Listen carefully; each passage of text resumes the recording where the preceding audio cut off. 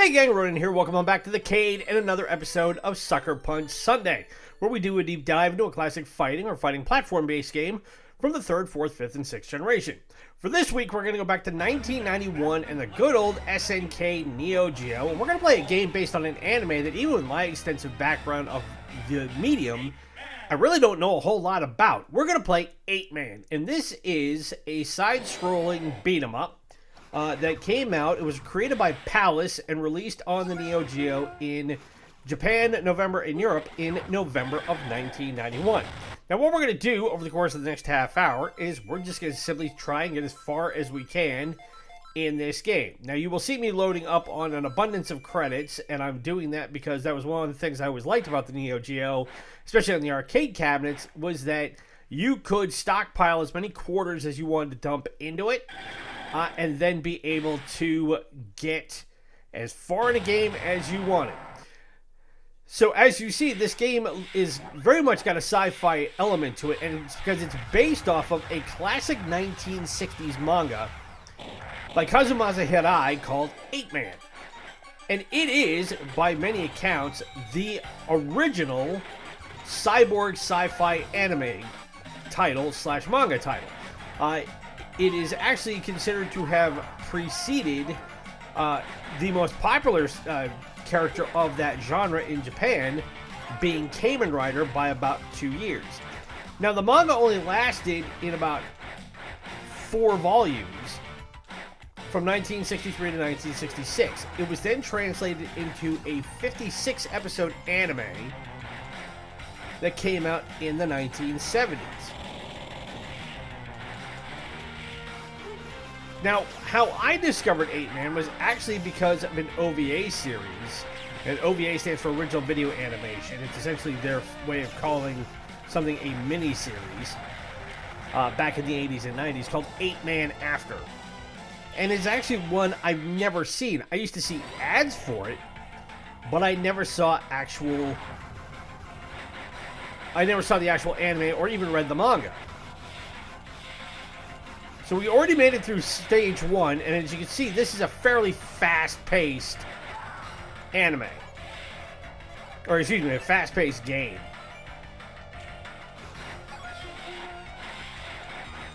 The nice thing is that in order to attack, all you've got to do is hit your A button, and you can just throw punches and stuff as long as you want.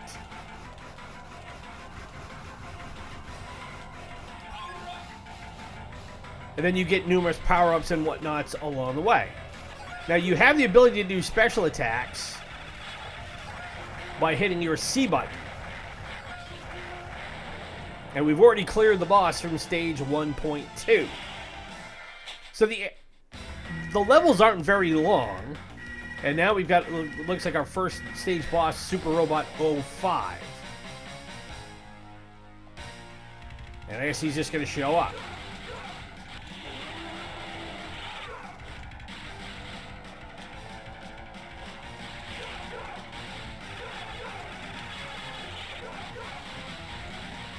So now we've just got to whittle his health bar down. And I've got a whole bunch of special attacks at my disposal, so I'm going to use them. Because I might as well. And he's just about toast. And there he goes. So just like that, in the span of 4 minutes, we've already cleared out stage 1. And here we are moving on to stage 2. Now, one thing I will say is that the graphics in this aren't bad for the time. You have to remember, this is 1991. 3D was not a thing yet. And again, the big selling point of the Neo Geo was that you had 24-bit graphical animation as opposed to what was really popular at the time, which was 16-bit. And as I've said before, that graphic boost was a big part of why the Neo Geo remains as popular as it is, but also why it was the most expensive console of its time, and still arguably the most expensive console ever made.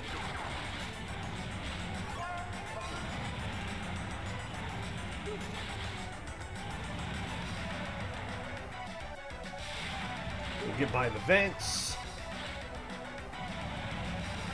Now, the plot of 8-Man is that you are a former cop, and stop me if this sounds familiar if you've ever seen the RoboCop franchise.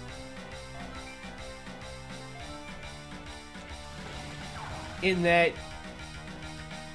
you're a homicide detective who is investigating the theft of cybernetic parts at a plant, and you're brutally murdered by a group of Yakuza, or essentially Japanese mafia members.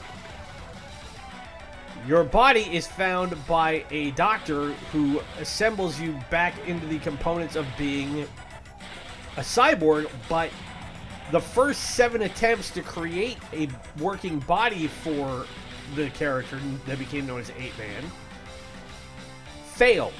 It was the 8th attempt that succeeded, hence why he's known as 8-Man. Because I did not manage to jump over the hole.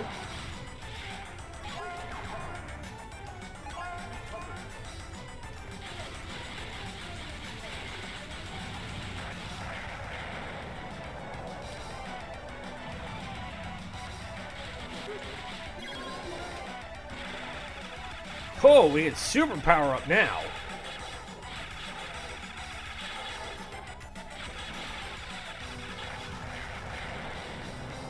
I'll take that going through all that stuff.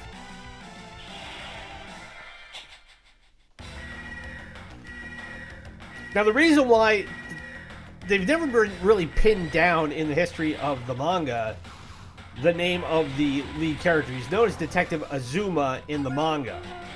They changed it in the anime.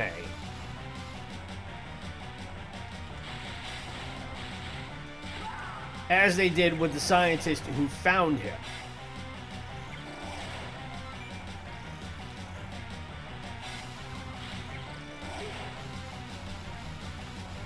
In the manga, his body is retrieved by Captain Tanaga. In the anime, he's retrieved by Professor Tani. So, 8-Man is definitely one of those that has a very convoluted backstory involved with it. Now, as far as gameplay goes, I like that you have the ability to do different sorts of attacks by just hitting the attack button.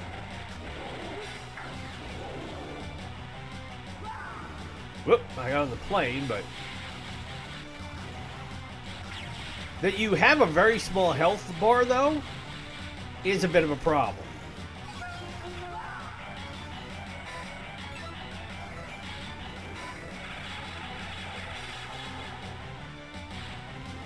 Now, you get life power-ups, which I have done so far in this game.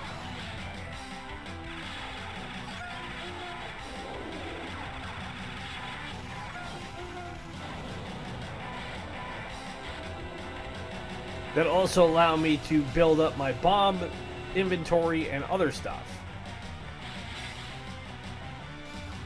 But because this was primarily an arcade game that was ported over to the Neo Geo, it makes sense that they would try and make it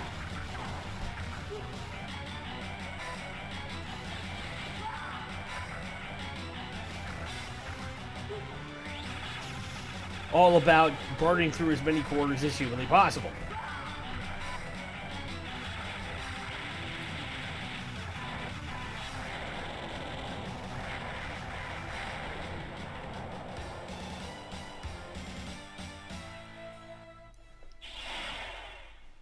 Now, when it was released in 1991, Replay Magazine said it was the fourth most popular arcade game of its time.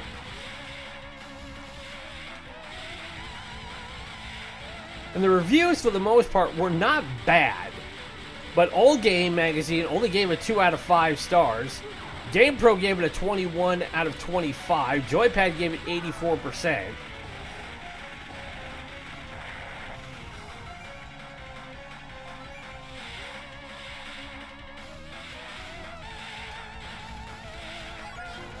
So depending on who it was that you were looking to get your reviews from,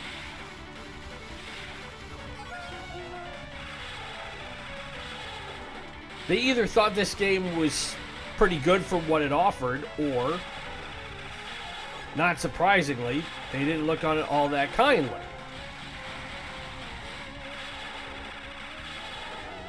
But having played other games of this sort in this series, you have to think about it in terms of what was available at the time, and ultimately what are you trying to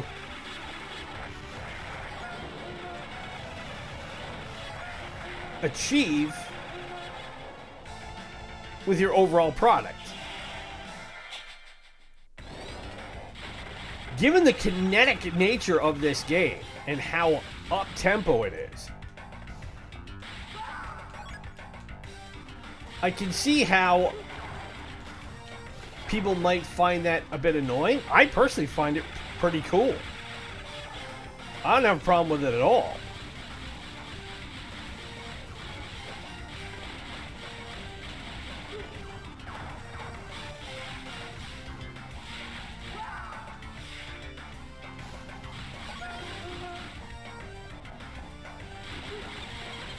Get rid of this sprite thing.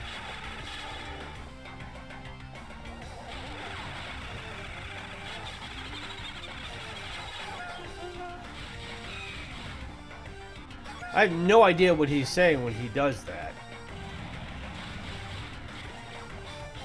It almost sounds like he's yodeling, though.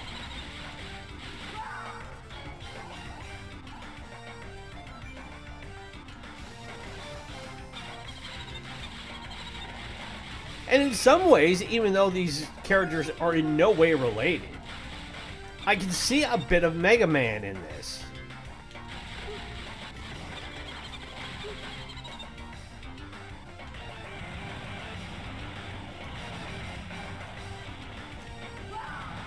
Ah! Trying to get over all these holes.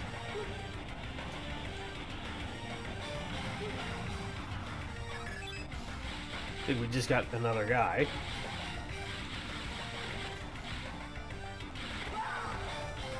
Now you have to bear in mind, the original Mega Man came out in 1986 from Capcom. This game came out on the Neo Geo, like I said, in 1991. So while I would freely concede that there are similarities to be found here, oh boy.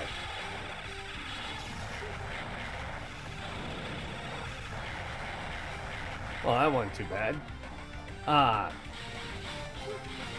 In no way can I say it's definitively derivative of what Capcom did in making Mega Man as a series or as a character.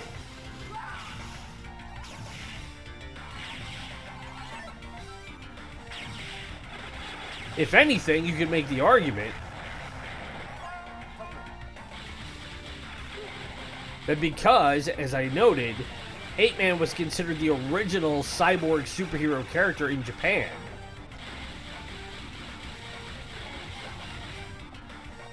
that everything else that has come along since kind of follows in its footsteps. Hello, big sucker. Oh, and I don't have any more bombs left.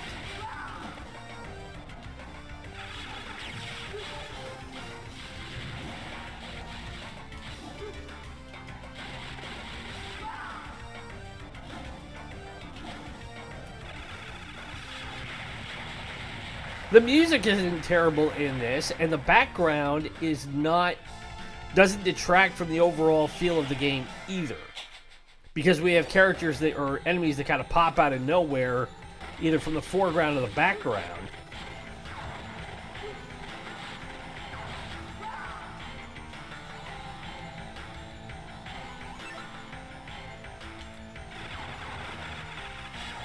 Although there does seem to be a bit of... Ooh, here we go. Let's party.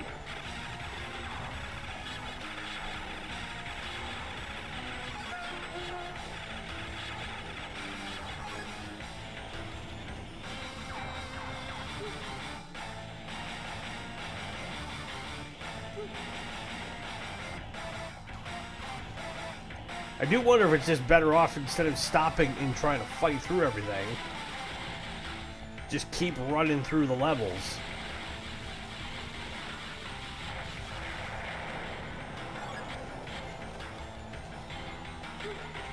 Especially because these guys will always come back.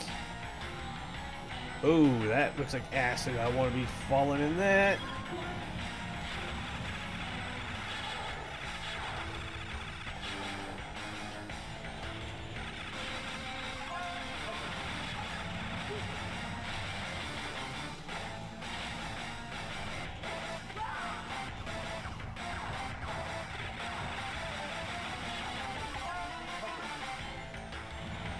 Get out of the vents. Ah! Except I got hit by the glob worm. Well, we made it through the area. Now, there are 10 levels in this game, which in some ways could qualify it as a one-day playthrough. Because if I was playing this in an arcade, I would say that this definitely has the capability of getting me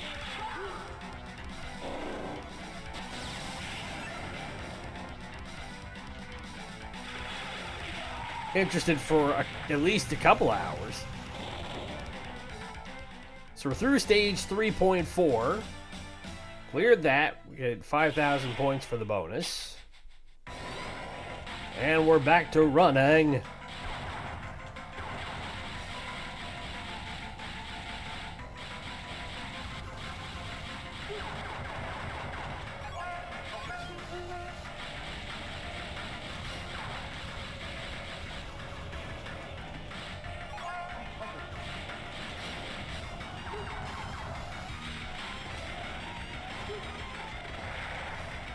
Get rid of the helicopter.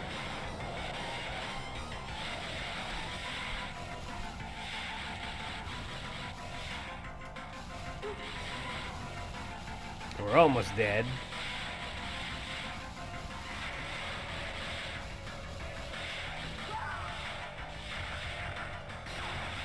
Stop dropping your balls on my street.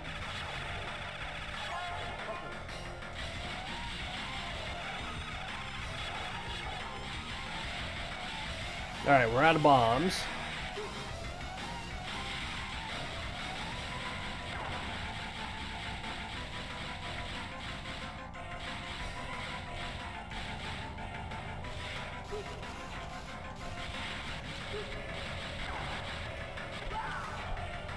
Ah, and I got caught up in the actual vehicle.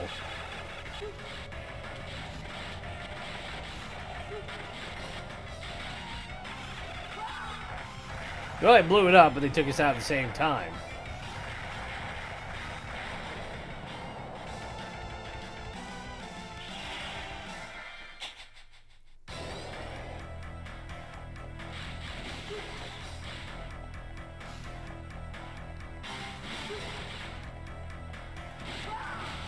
Well, that was quick.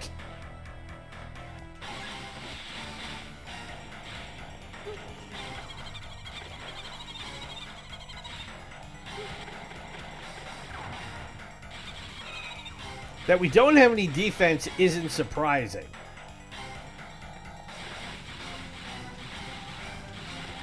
Games like this were never built with the idea of having defense in mind. You always have to be attacking. Therefore, you've always got to be aggressive.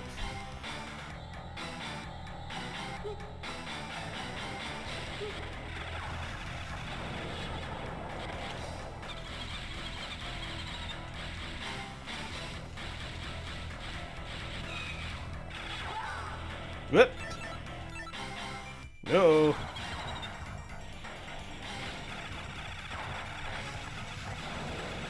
I do appreciate that there are continues built in. Unlike what we had to deal with Alex Kidd Miracle World for Suckerpunch Sunday last week.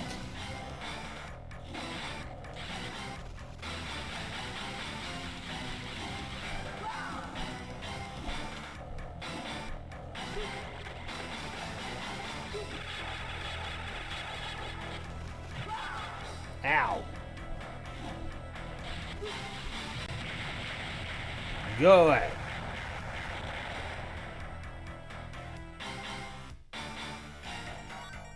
Oop, we had to keep going.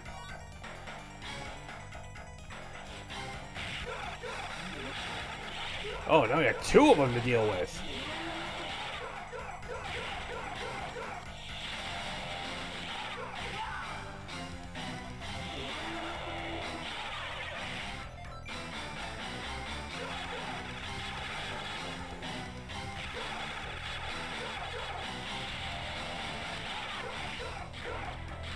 It's one of those where I think if you can get into the right enough position, you can stay out of the way from those energy attacks, because the bottom one seems to float right over your head. Down here from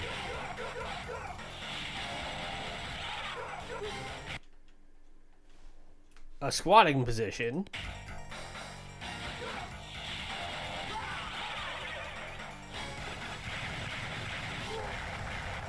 Took one out, now one to go.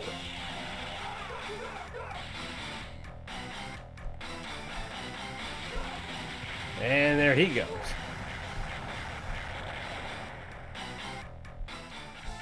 So we're through stage 4-2.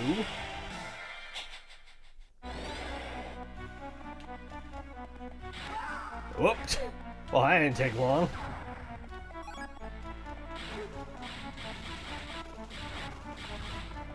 Now we gotta fight guys who seem like very much versions of us.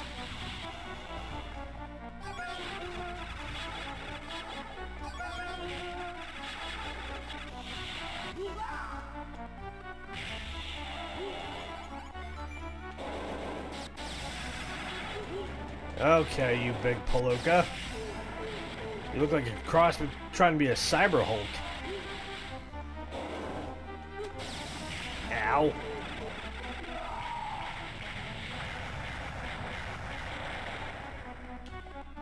Well, that was quick. Stage 4-3 is clear. Now who do we have to fight? Cyber.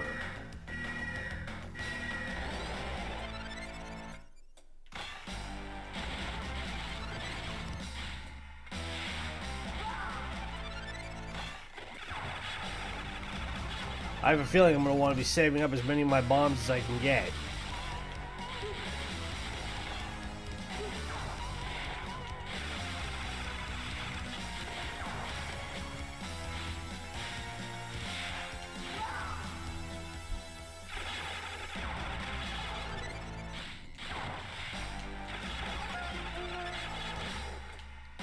Alright, we got more bombs.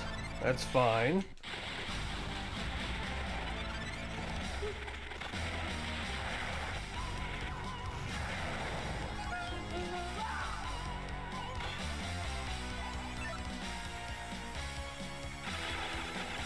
Alright, take those guys out. Well, if this guy behind us ends up being Cyber, he is very tall.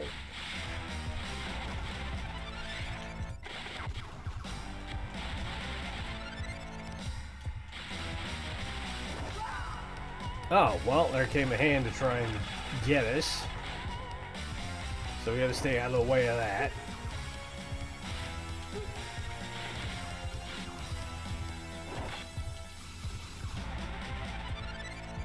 Okay, where's the next one coming from?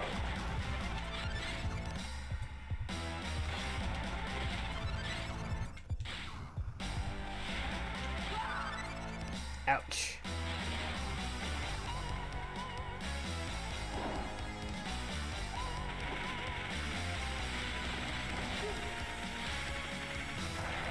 Stay out of the way of that hand. He's got no head.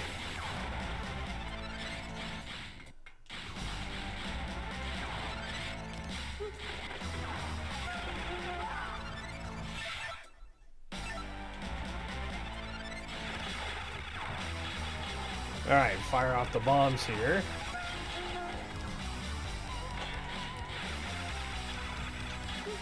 I know I'm going to have to save some of these. But I'm still getting plastered. And they're not even getting in the way of my bombs.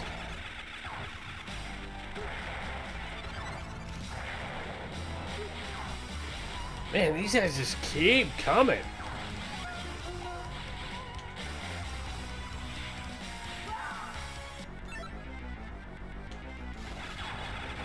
Alright, now it looks like we've got Cyber on his head.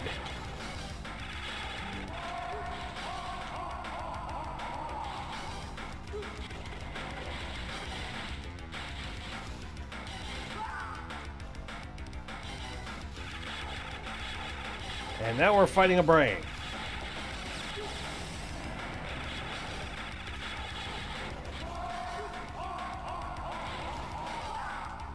But he's almost dead.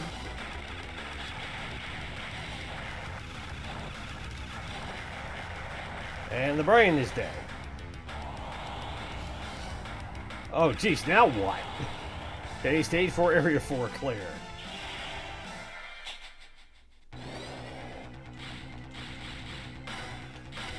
Alright, we'll get through stage 4.5 and see what is at the end of this here.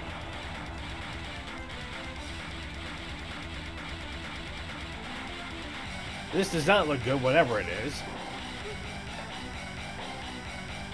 We don't have any bombs left.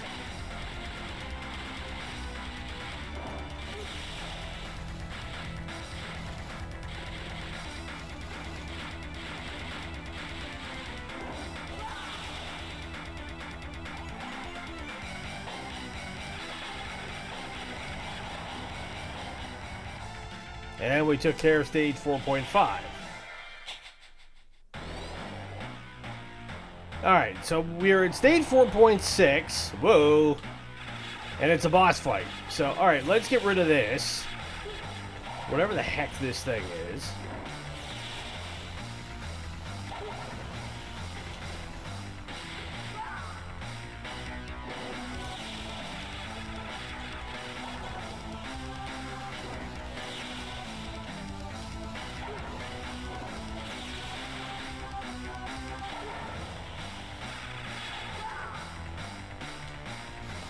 So I'm fighting a demon skeleton of some sort. So I have kind of lost the plot on what all is involved in the storyline for this game. Now that we've gone from taking out robots and whatnot to the upper demonic torso of something that has big lights and the ability to shoot fire out of his palms.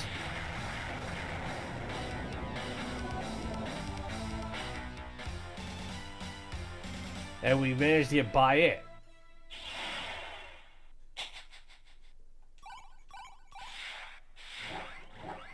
And I think we just managed to beat the game. Which we did. So it looks like we managed to get through the game in all 10 of its stages in a half an hour. So in some ways, this is a double dip in which we get a fighting game and a one-day playthrough, which I was not expecting. When they said in the research I did on this that it was a 10-stage game, I thought the stages were going to be a lot bigger than what we ended up getting. But that brings up the first key question for this game. Is it a good one? I would say for what it is, it's nothing especially impressive to write home about. Is it a terrible game? No. I think it's like most games, they're a product of their time. And two, SNK in the need to have content that people were going to be popping quarters into their game cabinets for. And also wanting to get different stuff for the lucky few who managed to spend the $750 to have a console.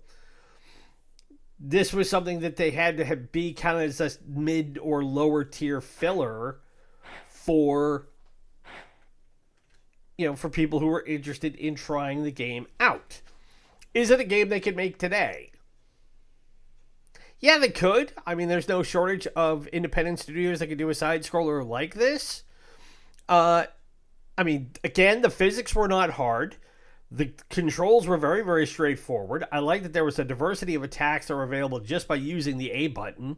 The fact that you don't have much life, or that you tend to chew through player lives really, really quickly, that's a little bit annoying. But again, it was also very much a byproduct of the time. We have to keep in mind that in the 80s and the 90s, anything that was an arcade port was designed to make sure you were still dumping quarters in. And all they did was just take that general spec of the game and transfer it onto the Neo Geo. So I can't sit there and say it was something that they were, weren't thinking it through. Everybody at the time was doing that for all their arcade games. So, is that an element that I would want to see in a modern version of it? Of course not. I think there's a way that you could be able to do things to make it more interesting and give yourself a bit more impetus to have longer lifespans between runs in the game. Obviously, game mechanics have come along enough in the last 30 years since this game came out that if somebody wanted to try it, it's certainly doable. Thing is, would that happen? I can't say it would. Only because at this point, you have to think about it two ways. One, it would have to be an independent studio or an independent game maker that would want to make it. I don't think that, again, and this is similar to what I said yesterday with Ready to Rumble Boxing and with a lot of games we've profiled as of late. With the way the landscape is for modern games and modern game companies, with them scaling back so much resources and manpower to be able to create games, stuff like this is going to be a lot rarer if it gets made at all. So you have to think about it in that. And also the idea of if you took a character who is now 60 years old, 8-Man, again, as I said, was created in 1963 by Kazumasa Hirai, that sort of character doesn't necessarily have the staying power or the longevity, especially with the way that modern anime is and how audiences have gravitated towards what is really popular now. A lot of stuff that I'm not even involved with, and I've been watching anime now for 40 years. So, I'm not saying it's good, bad, or indifferent. It's just simply you have to look at the lay of the land and think, would a character like this be interesting in a game today? Would it be something that people would want to take and shell money out and space on their hard drives for their game consoles to be able to play it? I can't say that would be the case. But is it a game that's worth trying? Sure. If you want to do something different, but want to try a really high-speed, fun, engaging sort of game, then this isn't a bad one to try. And again, I'm playing this on the WinKWAKS, WINKAWAKS emulator. It's a free emulator. And you're able to find the ROMs for it pretty much anywhere. If you're one of the lucky few who would actually have access to a Neo Geo at this point, one, I'd love to hear from you in the comments below, because I want to know, one, how you got it, and two, how you've managed to keep it running for the last 30 years, and what games do you have. But, this is very much indicative of that time in the late 80s, early 90s, when we were still looking for side-scrolling, beat-em-up type games, and anything that could fit the bill and just be a little bit different was going to get at least some attention. Was this the most popular cabinet in an arcade? I highly, highly doubt it. But I would have probably popped in a couple of quarters and given it a run, just while waiting for something else to open up. So that is 8-Man for the SNK Neo Geo from 1991. And that is Suckerpunch Sunday for this week. If you've been enjoying the content, as always, best way to show it, hit that like button, subscribe if you are new, ring the bell to be notified of new episodes as we drop stuff every week. As I mentioned yesterday in Sports Saturday, we are working on hammering down the final choices for our next playthrough. We're going to hopefully get that up and running by May. But again, we've got to shuffle the schedule around. We've got to put some stuff kind of off to the side in order to make that content. We do that for two reasons. One, it's to avoid burnout, and two, because the way, the retrocade works with our day job schedules and things like that, we're still people who got to earn paychecks to keep this stuff, keep the lights on, the power running elsewhere. So we have to pick our battles as we can. But keep an eye and an ear out. We will have more news on that coming up in the next, I would say, 2 weeks. And then we invite you, of course, to tune in for that playthrough when it happens. Be sure to follow us on social media through Instagram and Threads at Ronan's Retrocade. Spread the word about us so we can continue to build the channel and make this community bigger and better. And if there is a game you would like to see us feature from the Nintendo Entertainment System, the Super Nintendo, the Sega Master System, Sega Genesis or Mega Drive, SNK Neo Geo, Nintendo 64, Sega Saturn, Sega Dreamcast, PlayStation 1, or PlayStation 2, leave it in the comments below or drop me a line on social media. It can be any game from those consoles that you want. And again, my name is Ronan. It's been great to spend this Suckerpunch Sunday with you. Be safe, be well, happy gaming. We'll talk to you again soon. Bye.